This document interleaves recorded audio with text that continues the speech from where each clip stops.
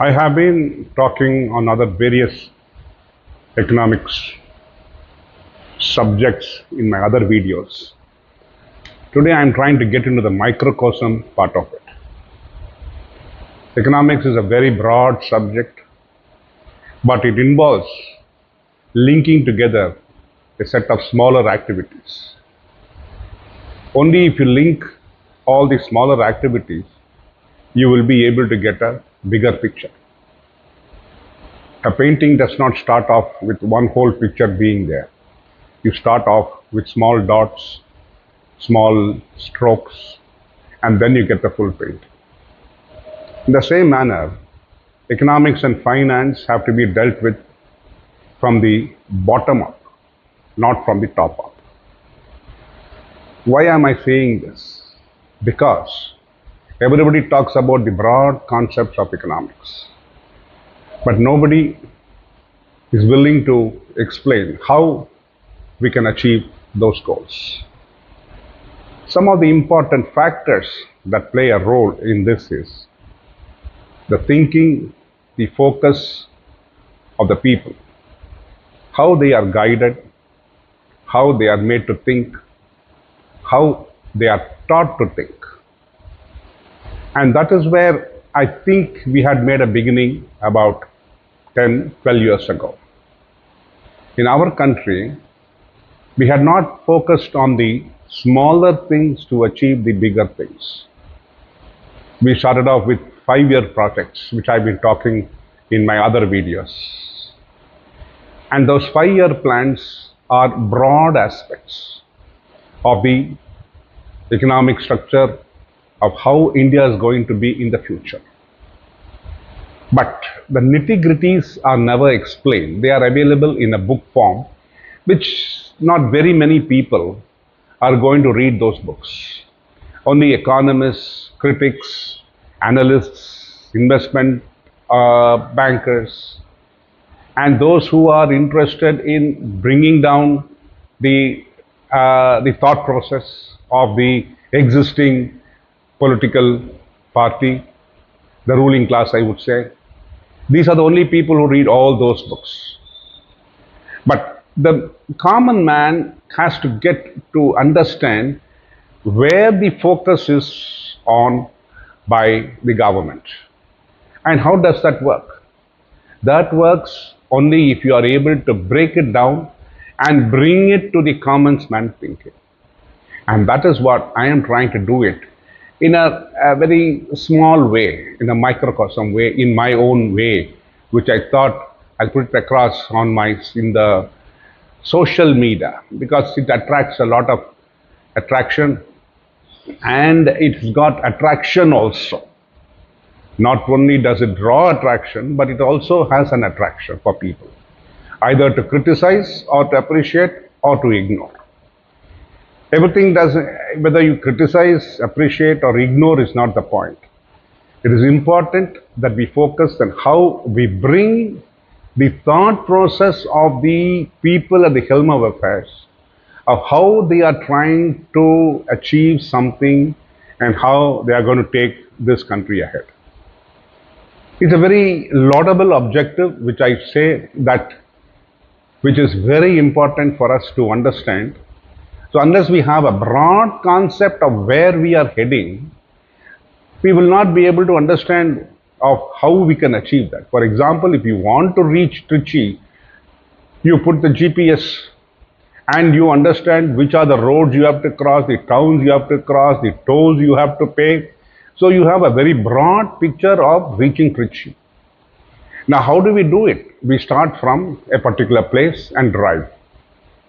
And we cross those places and finally we reach Trichy. Because the GP is available today, we are able to see it on our screen and understand it immediately. But the broad 5-year plans are not available on a GPS mode.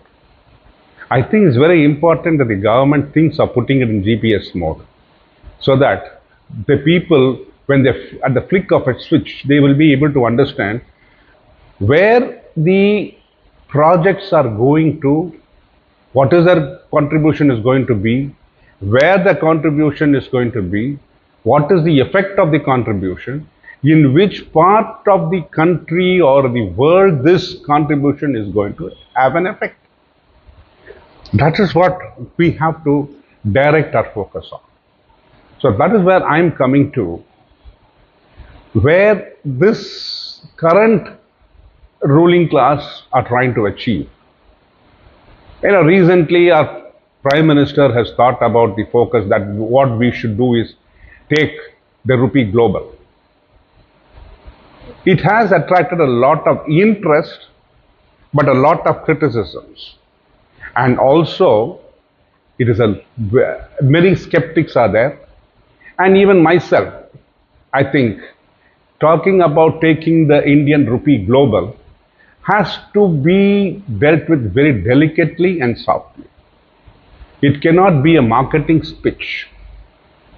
It should be a possibility in the future. And that is what I said. The current PM should have exposed the people, the economists, the common man, to understand how the Indian rupee is going to go global. Well, digitization in a form, the UPI in a form, has made this possible. It is not global in a sense, but it is global still in a sense. For example, you can go to Singapore, you can go to Dubai, you can go to the UAE, and you get to so many other countries and use your RuPay card to pay in Indian rupees at the conversion rate existing at that time. So the Indian rupee is now recognized as an acceptable form of transactional currency. I think that's a good step forward. But when you talk about global currencies are those currencies which people are willing to hold as investments. That means the economy should be extremely strong, powerful, and it should be able to withstand the shocks of the economic forces which can misshape the economy of any country in the future. For example, after the COVID hit in the world, many countries buckled under the pressure of COVID. The closure of many places, the closure of tourists, the closure of airports, everything affected the economy of the world. And that turned the world topsy-turvy. Now, will India be able to stand this COVID attack again? I'm just bringing the COVID concept here for us to understand how an economy should be able to withstand the shocks and come out of it successful. Today, the US dollar is still strong enough, even after the COVID attack, even after people talking about deprecating the dollar in every way, it is still a strong force to recognize with. The pound, in spite of the economic pounding the UK is suffering from, the pound is still recognized international currencies and people are willing to trade in it. Then you have the European euro.